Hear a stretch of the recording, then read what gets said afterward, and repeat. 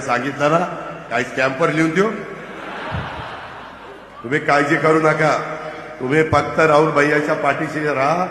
जिथं जिथं घड्याळाचे उमेदवार उभे केले जातील ते उमेदवार म्हणजे राहुल भैया आहे, एवढंच लक्षात ठेवायचं. आणि त्या पद्धतीनं आपण सगळ्यांनी काम करायचं. आणि ह्या पद्धतीनं त्यांनी अतिशय चांगल्या प्रकारे जिल्हा परिषदेचं अध्यक्षपद पण भूषवलेलं तुम्ही सगळ्यांनी अनुभवलंय, कोल्हापूरवासियांनी बघितलंय. म्हणजे त्यांची आता जिल्हा परिषद झाली, इथलं सगळं झालंय. आता तिकडं विधिमंडळ तिथं वाट बघतंय. त्याच्यामुळं तुम्ही अरे थांब रे बाबा, तू माझी लिंक तोडतोय. मग लिंक तुटली की माझा मूड गेला की मग तुझं काही खरं नाही.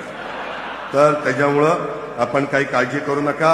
10 वर्षापासून राजीव जी सहकारी सूतगिरणी आपली दिंड नेरलीची आहे ती चेअरमन म्हणून त्यांनी उत्तम पद्धतीनं काम केलं.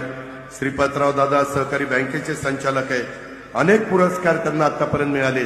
अशा पद्धतीनं अनेक दिवस माझ्या मनामध्ये असणार गोष्ट आज घडलेली आहे. मी मुश्रीफ साहेबांना नेहमी म्हणायचो, अहो तुम्ही इतक्या वेळेला निवडून आला, इतक्या वेळेला मंत्री केला, अहो ती राहुल भैयाला आपल्याकडे आणायचा प्रयत्न करा. ते म्हणायचे चाललंय चाललंय चाललंय. मी व्यवस्थितपणे नियोजन माझं चाललेलं आहे.